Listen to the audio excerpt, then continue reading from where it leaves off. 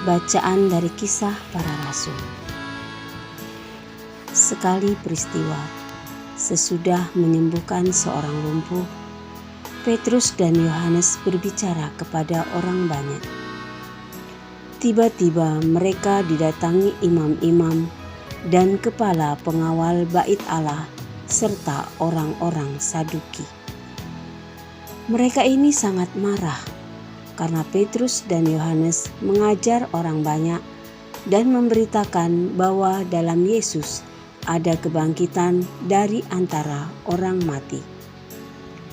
Maka mereka ditangkap, lalu diserahkan ke dalam tahanan sampai keesokan harinya karena hari telah malam. Tetapi di antara orang yang mendengar ajaran itu, banyak yang menjadi percaya, sehingga jumlah mereka menjadi kira-kira 5.000 orang laki-laki. Pada keesokan harinya, pemimpin-pemimpin Yahudi serta tua-tua dan para ahli Taurat mengadakan sidang di Yerusalem dengan imam besar Hanas dan Kayafas, Yohanes dan Alexander, dan semua orang lain yang termasuk keturunan imam besar. Lalu Petrus dan Yohanes dihadapkan kepada sidang itu dan mulai diperiksa dengan pertanyaan ini. Dengan kuasa manakah atau dalam nama siapakah kamu bertindak demikian itu? Maka jawab Petrus penuh dengan Roh Kudus. Hai pemimpin-pemimpin umat dan kaum tua-tua, jika sekarang kami harus diperiksa karena suatu kebajikan kepada orang sakit dan harus menerangkan dengan kuasa manakah orang itu disembuhkan, maka ketahuilah oleh kamu sekalian dan oleh seluruh umat Israel bahwa semua itu kami lakukan dalam nama Yesus Kristus, orang Nazaret yang telah kamu salibkan, tetapi dibangkitkan Allah dari antara orang mati. Karena itulah orang ini berdiri dengan sehat sekarang di depan kamu. Yesus adalah batu yang dibuang oleh tukang-tukang bangunan, yaitu kamu sendiri. Namun ia telah menjadi batu penjuru. Dan keselamatan tidak ada di dalam siapapun juga selain di dalam Dia. Sebab di bawah kolong langit ini tidak ada nama lain yang diberikan kepada manusia yang olehnya kita dapat diselamatkan. Demikianlah sabda Tuhan. Syukur kepada Allah. Inilah Injil suci menurut Yohanes. Dimuliakanlah Tuhan. Sesudah bangkit dari antara orang mati, Yesus menampakkan diri kepada murid-muridnya di pantai Danau Tiberias. Ia menampakkan diri sebagai berikut.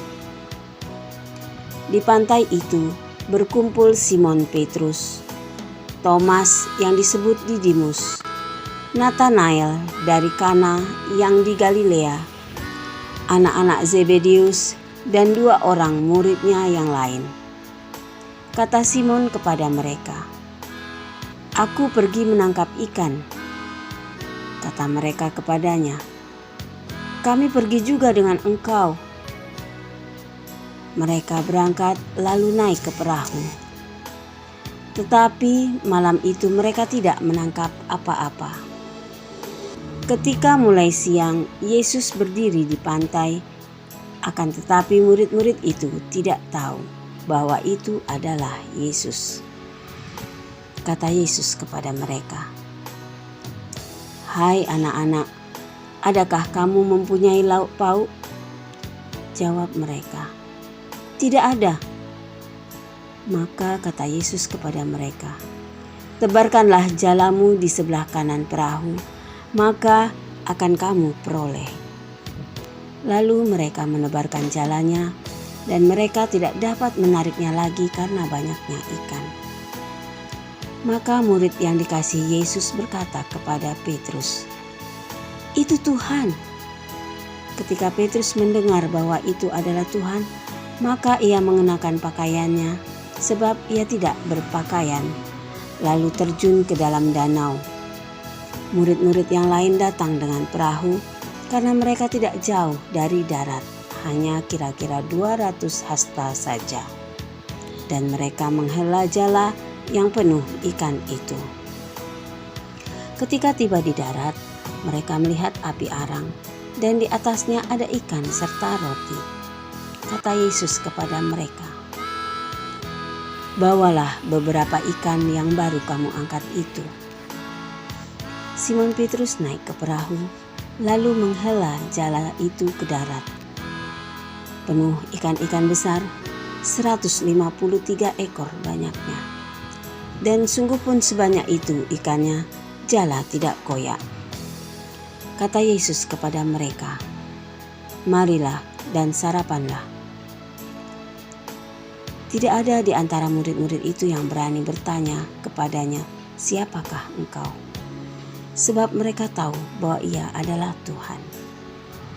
Yesus maju ke depan, mengambil roti dan memberikannya kepada mereka. Demikian juga ikan itu. Itulah ketiga kalinya Yesus menampakkan diri kepada murid-muridnya sesudah ia bangkit dari antara orang mati. Demikianlah sabda Tuhan. Terpujilah Kristus.